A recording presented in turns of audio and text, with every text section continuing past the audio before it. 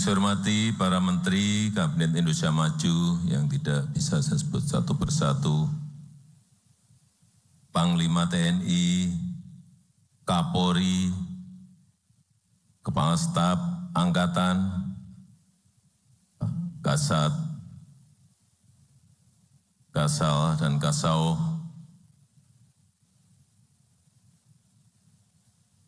para pejabat TNI dan Polri dari seluruh tanah air Indonesia, Bapak Ibu hadirin dan undangan yang berbahagia. Saya melihat yang hadir di sini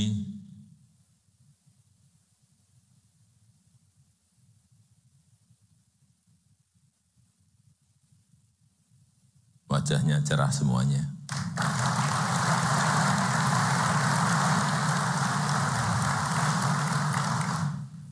Selamat datang di Ibu Kota Negara Nusantara.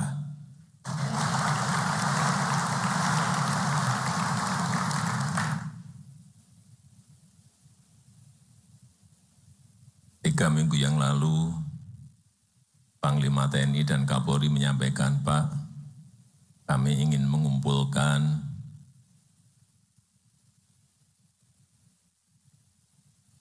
Pangdam, Kapolda, Danrem, Dandim, dan Kapolres dari seluruh tanah air. Saya sampaikan, saya tanya, di Jakarta, enggak Pak, kalau bisa di IKN. Kenapa harus di IKN? Karena, Pak, banyak yang belum tahu Pak, IKN.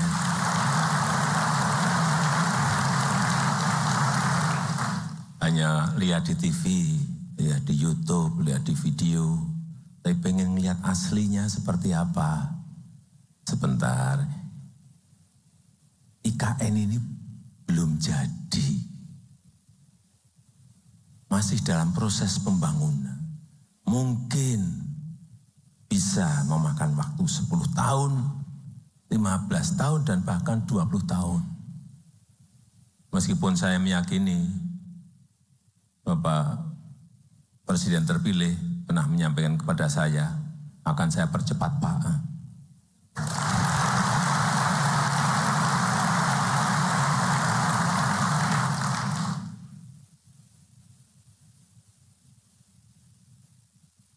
Bapak Ibu, kenapa saya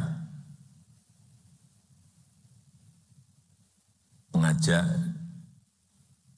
untuk pertemuannya di IKN? Yang pertama memang saya ingin saudara-saudara semuanya melihat IKN. Melihat progres kota masa depan itu seperti apa. Melihat semangat transformasi itu seperti apa. Agar apa? Agar semangat transformasi yang ada itu bisa Bapak Ibu bawa pulang ke daerah, ke wilayah, untuk dikembangkan di daerah masing-masing. Baik, karena di sini gedungnya harus green building, di sini transportasinya nanti harus transportasi hijau, pemakaian listrik yang kita ada sekarang ini juga dari energi hijau. Itulah masa depan dunia. Dunia semuanya menuju ke sana semuanya. Dan kita ingin juga menuju ke sana tapi mendahului dari yang lain. Dan kita tahu setiap pemimpin pasti memiliki cita-cita. Pasti memiliki visi. Pasti memiliki mimpi besar yang ingin diraih. Misalnya mewujudkan pembangunan Indonesia sentris dalam rangka pemerataan dan keadilan. Bukan hanya Jawa sentris tapi Indonesia sentris. Kemudian juga mewujudkan Indonesia emas di 2045, 20 tahun yang akan datang, target kita sudah mencapai GDP lebih dari 23.000 GDP per kapita 23.000 US dollar. Untuk apa? Mewujudkan Indonesia Emas 2045 untuk kemajuan dan kemakmuran bangsa. Dan di mana untuk menggapai itu tidak jarang kita mempertaruhkan banyak hal. Karena keputusan besar apapun itu pasti ada resiko, pasti ada tantangan.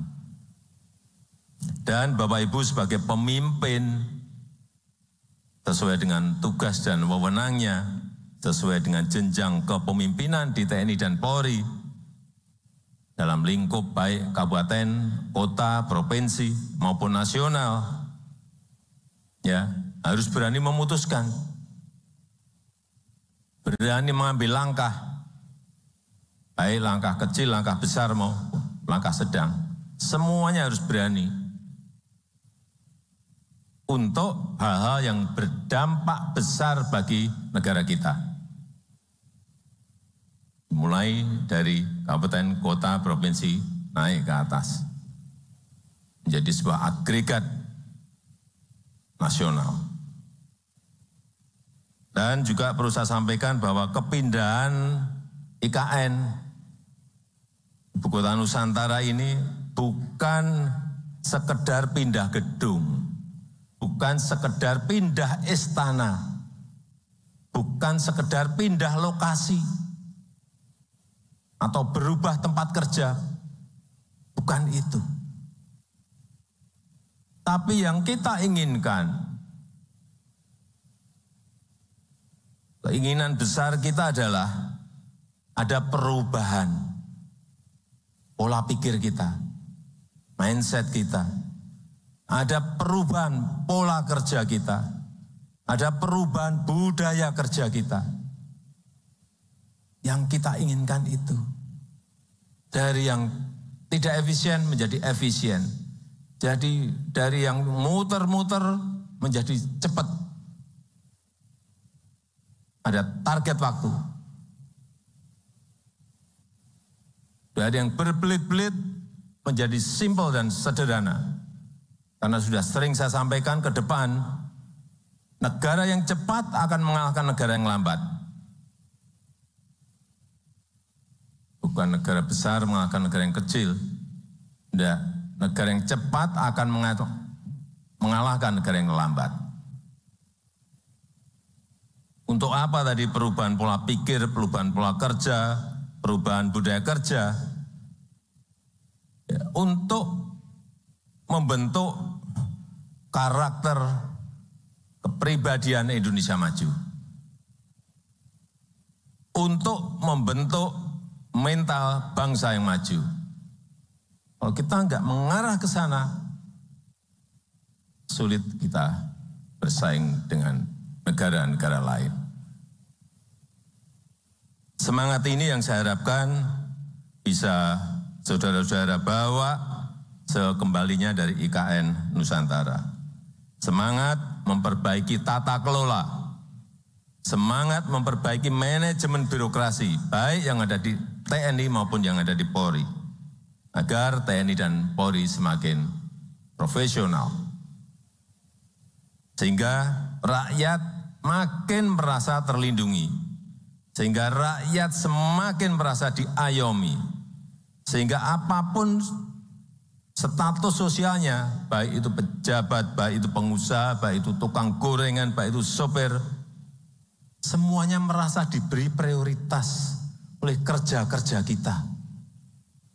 Itu yang harus selalu saudara briefing kepada anak buah, agar ada perubahan besar dari cara-cara melayani, tata kelola, manajemen yang ada di lingkup saudara-saudara.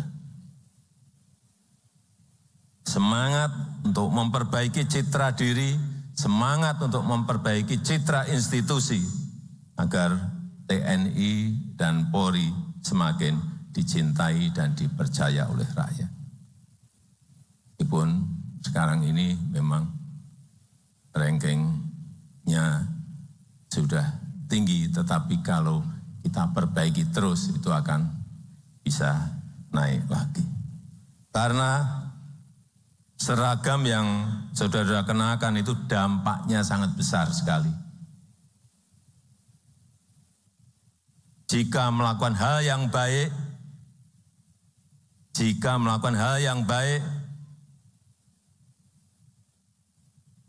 saudara-saudara semuanya akan dicintai dan dihormati rakyat.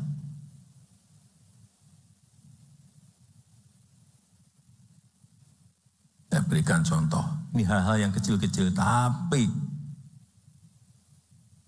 menjadi hal-hal yang humanis. Polisi ngambil rapot anak yatim, ini di Bandung. TNI membantu motor mogok seorang ibu di Pontianak. Ini hal-hal seperti ini, hal yang humanis. Polisi membekuk oknum bersenjata di Jakarta. Ini sekali lagi hal-hal yang humanis, di mana masyarakat merasa diayomi dan dilindungi. Dan kalau sudah ada yang ngambil, klik, naik, ini akan menjadi hal, kalau ini tadi yang saya berikan contoh 3 hal tadi, semakin banyak itu dinaikkan akan semakin baik bagi citra institusi dan kepercayaan terhadap institusi. Tapi sebaliknya, jika saudara-saudara melakukan hal yang dinilai buruk, maka dampak negatifnya juga akan besar. Hati-hati mengenai ini. Misalnya ketahuan atau terlibat judi online. Ada yang terlibat penganiayaan. Ada yang terlibat narkoba. Terlibat pelecehan. Ini akibatnya terhadap institusi juga akan, kepercayaan akan turun. Karena apa? Ya, sekarang ini zaman keterbukaan, kita semua harus sadar, sekarang ini ada zaman keterbukaan. Hal-hal yang saudara-saudara anggap itu sepele, itu kecil, bisa menjadi sesuatu yang sangat besar. Bisa menjadi sesuatu yang mengganggu stabilitas. Bila kita salah mengelola. Sehingga saya minta hati-hati betul mengenai soal-soal seperti yang tadi saya sampaikan. Karena negara kita, karena Indonesia butuh stabilitas untuk tetap tumbuh. Perlu kita tahu semuanya, negara-negara lain sekarang ini pada posisi yang masih sangat berat sekali, struggle, berjuang, untuk bisa keluar dari krisis ekonomi. Satu-satu sudah mulai masuk pada posisi krisis. Karena dampak dari COVID-19 itu sampai sekarang belum berhenti terhadap growth, pertumbuhan, terhadap inflasi, terhadap pengangguran, terhadap lapangan kerja. Dampaknya sampai sekarang di negara lain masih berdampak dan dirasakan langsung oleh rakyat. Betapa sangat beratnya. Saudara-saudara bisa buka di Google kondisi sekarang di Eropa seperti apa, di Amerika seperti apa, kondisi di beberapa negara di Afrika seperti apa. Tidak mudah.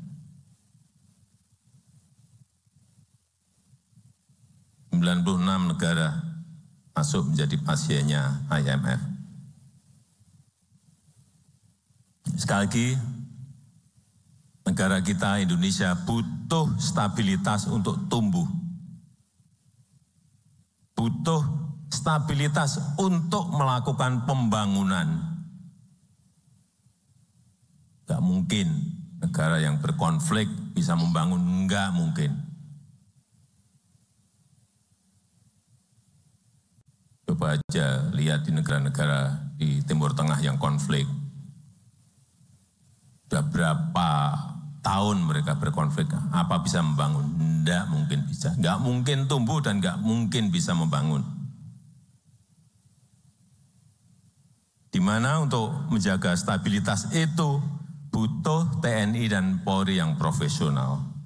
Butuh TNI dan Polri yang dipercaya oleh rakyat. Sekali lagi, apalagi di tengah dunia yang sedang tidak baik-baik saja. Rivalitas, geopolitik yang memanas, perang dagang, perlombaan senjata, menambah ketidakpastian dunia, dan membuat tantangan-tantangan saat ini menjadi sangat kompleks, sulit diselesaikan dalam lingkup global, juga sangat sulit dikalkulasi. Kalau keadaan nggak normal seperti sekarang ini, keadaan global nggak normal seperti ini, sulit dikalkulasi, sulit dihitung. Mau ngitung kurs dolar ke rupiah, sulit.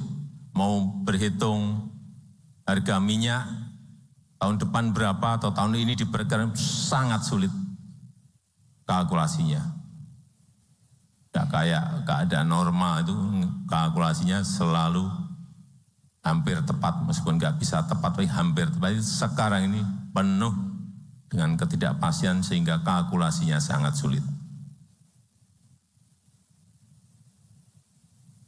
Dan saat ini negara kita berada dalam fase yang sangat penting.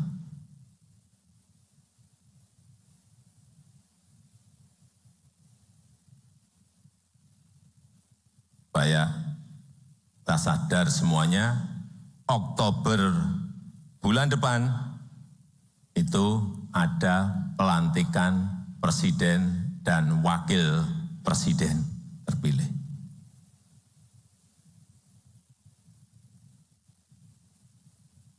Satu bulan lebih sedikit akan ada pelantikan presiden dan wakil presiden terpilih.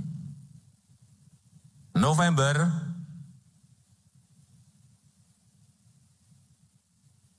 akan ada pemilihan serentak, pilkada serentak kepala daerah, baik itu gubernur, bupati, dan wali kota.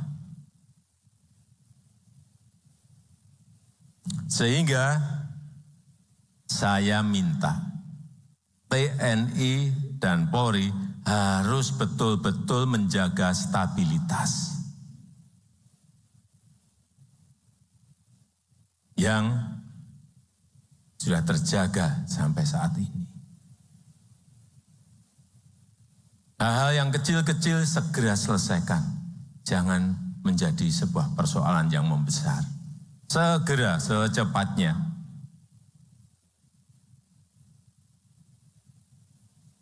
Sekali lagi, sehingga saya minta TNI dan Polri harus menjaga betul stabilitas. Mendukung penuh transisi pemerintahan.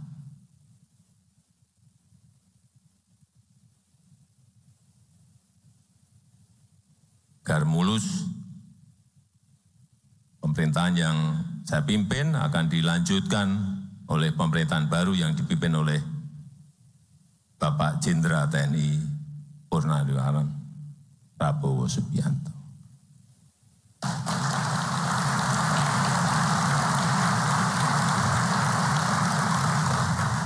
Pastikan proses transisi ini berjalan dengan baik dan lancar.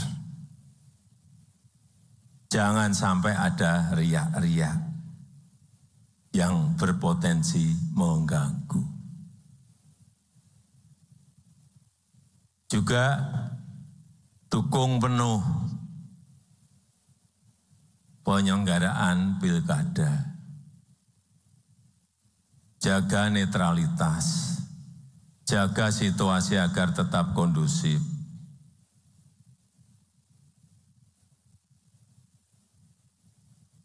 Terakhir, saya ingin mengingatkan kembali terkait dengan kekerasan kepada perempuan dan anak.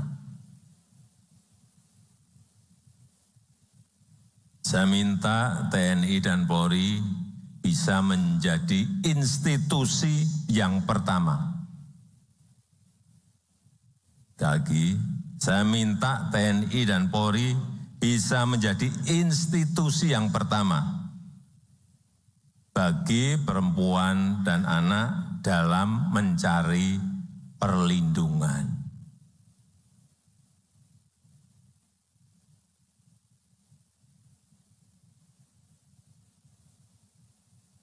Di dalam pikiran para perempuan dan anak, mikirnya kalau minta perlindungan itu di sini TNI dan Polri. Baik dari KDRT, dari kekerasan seksual, dari kekerasan fisik, dari bully-bulian, dari penganiayaan. Oleh sebab itu, berdayakan yang namanya Babinsa, berdayakan yang namanya Babin Kamtibmas sebagai ujung tombak dalam pertolongan pertama.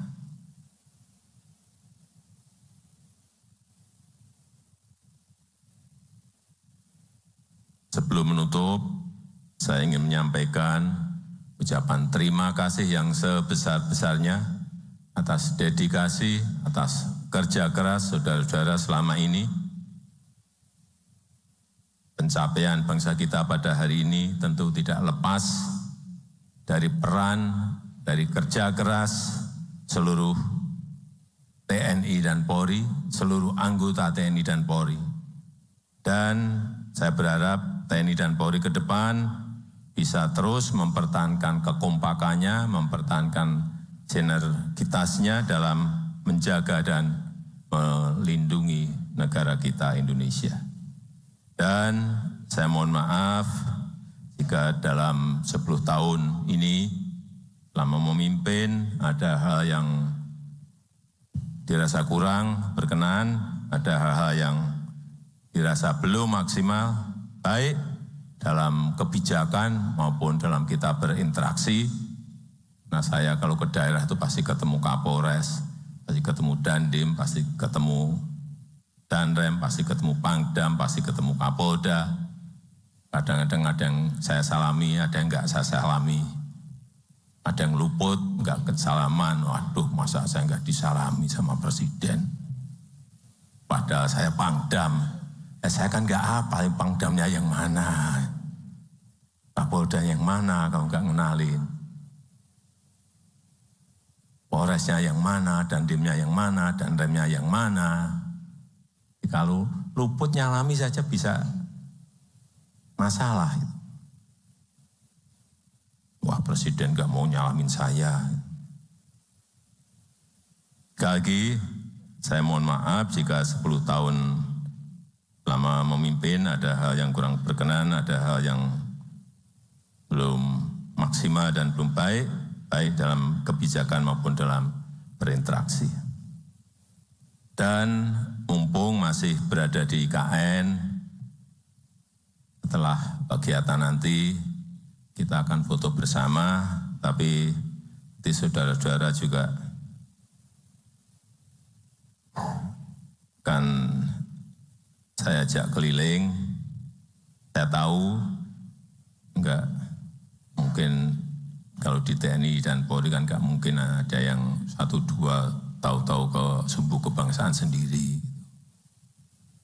Tapi pengen, tapi enggak berani ke sana lah, nanti saya ajak.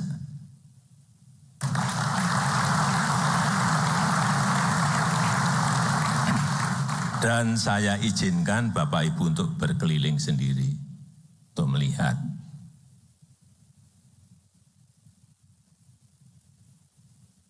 Saya rasa itu yang ingin saya sampaikan dalam kesempatan yang baik ini. Terima kasih, saya tutup. Wassalamualaikum warahmatullahi wabarakatuh.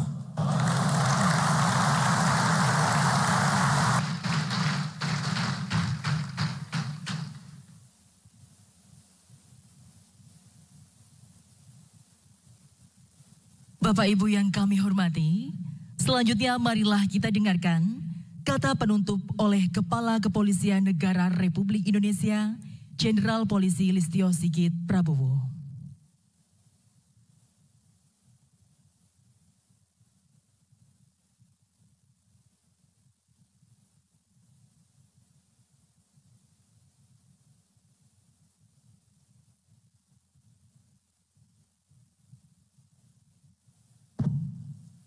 Assalamualaikum warahmatullahi wabarakatuh. Salam sejahtera bagi kita sekalian. Shalom, Om Swastiastu, Namo Buddhaya, salam kebajikan. Yang sama-sama kita hormati dan kita muliakan Panglima tertinggi sekaligus pemimpin tertinggi TNI Polri, Presiden Republik Indonesia, Insinyur Haji Joko Widodo. Yang kita hormati Bapak Menhan sekaligus Presiden terpilih Republik Indonesia, Jenderal TNI Purnawirawan Prabowo Subianto. Bapak Menko Polhukam RI, Marskal TNI Dr. Hadi Cahyono, Bapak Menseknek Profesor Dr. Pratikno, Bapak Menteri PUPR, Bapak Seskap Republik Indonesia, Bapak Panglima TNI Jenderal TNI Haji Agus Subianto, Bapak Kepala Staf Angkatan Darat, Bapak Jenderal TNI Maruli Simanjuntak, Kepala Staf Angkatan Laut, Bapak Laksamana TNI Muhammad Ali, Bapak Kasom, Bapak Marsikal TNI Muhammad Tony Haryono, seluruh rekan-rekan pejabat utama Mabes TNI, Mabes Polri, dan seluruh Mabes Angkatan, para Pangdam dan para Kapolda, para Danrem, para Dandim, para Kapolrestabes, Kapolres Metro, Kapolresta, dan Kapolres, serta seluruh peserta pengarahan Presiden Republik Indonesia yang saya hormati dan saya banggakan. Pertama-tama, puji dan syukur kehadirat Tuhan Yang Maha Esa karena atas limpahan rahmat dan karunia kita semua dapat hadir bersama-sama menerima arahan secara langsung dari Bapak Presiden Republik Indonesia di IKN. Atas nama TNI Polri, izinkan kami mengucapkan terima kasih dan penghargaan yang setinggi-tingginya atas arahan dan direktif dari Bapak Presiden. Kami menyadari dinamika tantangan bangsa akan semakin tidak mudah, namun dengan direktif dan arahan dari Bapak Presiden, kami merasa yakin akan mampu dan siap menghadapi serta menyelesaikan berbagai tantangan tugas ke depan. Selanjutnya, TNI Polri siap menindaklanjuti petunjuk dan arahan Bapak Presiden untuk mewaspadai perkembangan lingkungan strategis yang dapat berdampak kepada kemajuan bangsa, meningkatkan kualitas, kapasitas, dan profesionalisme pelaksanaan tugas, guna menjaga stabilitas kedaulatan negara serta stabilitas keamanan dalam negeri, mengawal proses transisi pemerintahan agar berjalan dengan lancar serta menjamin keamanan dan ketertiban di seluruh wilayah, mendukung seluruh pelaksanaan program pemerintah agar dapat berjalan dengan konsisten dan berkelanjutan, menjunjung tinggi netralitas dan mendukung terwujudnya demokrasi yang berkualitas selama pelaksanaan pilkada serentak, menjaga marwah institusi dan kepercayaan masyarakat dengan melakukan pengawasan melekat secara berjenjang serta menampilkan keteladanan, mempererat sinergitas dan soliditas TNI Polri hingga level pelaksana serta senantiasa bekerja sama untuk hadir memberikan bantuan kepada masyarakat yang membutuhkan, senantiasa hadir di tengah masyarakat untuk memberikan pertolongan dan perlindungan terutama terhadap kaum rentan. Kami menyadari pelaksanaan tugas dan pengabdian yang telah dilakukan masih jauh dari sempurna. Untuk itu dengan segala kerendahan hati, kami mohon maaf yang sebesar-besarnya dan berkomitmen untuk terus berbenah dengan melakukan perubahan pola pikir, pola kerja dan budaya kerja ke arah yang lebih baik demi mewujudkan TNI prima dan Polri presisi. Berkenan Bapak Presiden selalu memberikan dukungan kepada TNI Polri dalam menjalankan amanah mulia guna mewujudkan visi Indonesia Emas 2045 yang kita cita-citakan bersama. Semoga Bapak Presiden senantiasa dikarunia kesehatan, kekuatan, dan keselamatan sampai kapanpun. Demikian penutup dari kami, semoga Tuhan Yang Maha Kuasa senantiasa memberikan petunjuk dan perlindungannya. TNI Polri akan selalu hadir untuk memberikan pengabdian terbaik kepada masyarakat, bangsa, dan negara. Sekian dan terima kasih. Wassalamualaikum warahmatullahi wabarakatuh. Om Santi Santi Santi.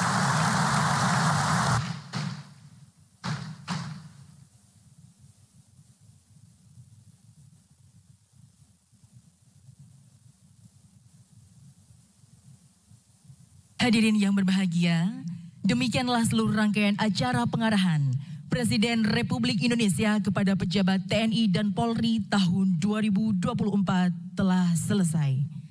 Selanjutnya Presiden Republik Indonesia berkenan menuju ruang tunggu utama didampingi oleh para Menteri Kabinet Indonesia Maju, Panglima TNI, dan Kapolri. Hadirin dimohon berdiri.